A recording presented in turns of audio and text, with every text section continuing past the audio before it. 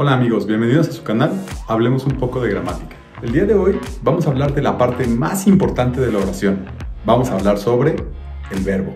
El verbo es la parte de la oración que nos indica acción, pasión o estado de un sustantivo.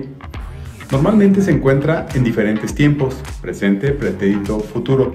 Además, está ubicado en tres personas, primera, segunda y tercera persona, de singular y de plural. El verbo nos indica el momento en el que se realiza la acción. Hablar del verbo y de todas sus variantes es hablar sobre los procesos de conjugación. Conjugar un verbo es ponerlo en todos sus tiempos, modos, números y personas. Las desinencias verbales es precisamente la parte final, la que se encuentra posterior al lexema, la cual nos va a indicar el modo, tiempo, número y persona de quien realiza la acción. Existen verbos auxiliares. Los verbos auxiliares son ser, estar o parecer. Estos nos ayudan a complementar precisamente la acción del verbo. El verbo haber se convierte en el auxiliar para la conjugación de los tiempos compuestos. Por otra parte existen las voces del verbo. Tenemos dos, la voz activa y la voz pasiva. La voz activa es cuando la acción es realizada por el sujeto. Por ejemplo, María da una conferencia. Y por otro lado existe la voz pasiva. La voz pasiva es donde la acción recae en la persona. La conferencia es dada por María. Existen tres modos verbales, las cuales nos van a indicar cuál es la situación del verbo. El primero es el modo indicativo, donde vemos una acción que es realizada en un tiempo presente por parte del sujeto. Por otro lado tenemos el modo subjuntivo. Este modo nos indica como una acción que nosotros quisiéramos que sucediese o nos gustara que pasara. Y por último, el modo imperativo, el cual nos indica una acción que se tiene que realizar dando una orden. Estos son los tiempos del modo indicativo.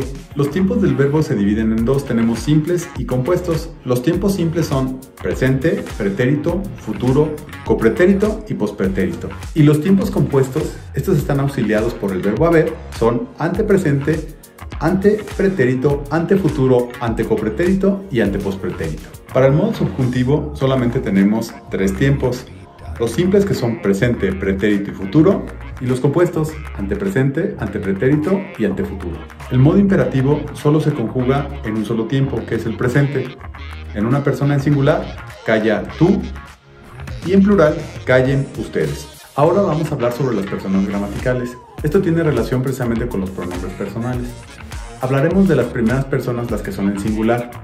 La primera persona de singular sería yo, segunda tú, y la tercera él.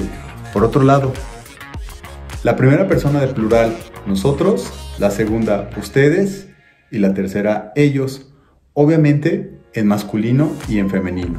Por otro lado, existen las formas no personales del verbo, las cuales no admiten ninguna conjugación ni ningún pronombre, y son infinitivo, gerundio y participio. El infinitivo está dividido en tres conjugaciones: los verbos terminados en ar de la primera conjugación, los verbos terminados en er de segunda conjugación y los verbos terminados en ir de la tercera conjugación. Un ejemplo del infinitivo simple es cantar, y el infinitivo compuesto sería haber cantado. Por otra parte también existe el gerundio. El gerundio es la terminación del verbo en ando y endo. El simple es caminando y el compuesto habiendo caminado. Finalmente tenemos al participio, que tiene la terminación ado, ido, y con algunas excepciones que son to, so y cho, como por ejemplo en el verbo hacer, cuya terminación en participio es hecho, o por ejemplo con el verbo imprimir, cuya terminación en participio es impreso. Existen verbos regulares cuya desinencia no cambia, ejemplo el verbo amar.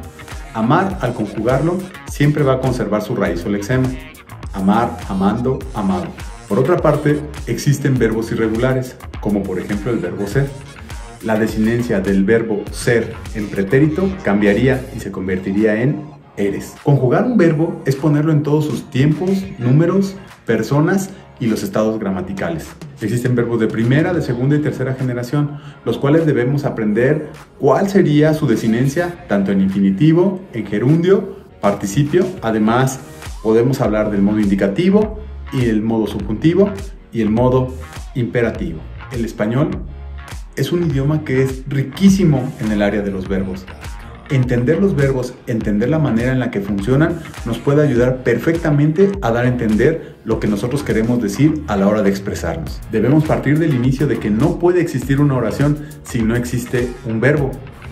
Podemos suprimir a un sustantivo, pero jamás podemos desaparecer a un verbo. No olvidemos que el manejo de los verbos nos ayuda a manejar mejor el lenguaje. Por lo tanto, aprendemos de gramática, ya que la gramática es el arte de hablar y escribir correctamente un idioma o un lenguaje. El contenido de este video es muy amplio. Existen muchas variaciones sobre el uso del verbo. Debemos aprenderlo directamente y sobre todo poner mucha atención hacia dónde nos puede llevar. Bueno amigos, estamos terminando con este video. Espero les haya gustado. Esto fue Aprendiendo un poco de gramática. Nos vemos más adelante.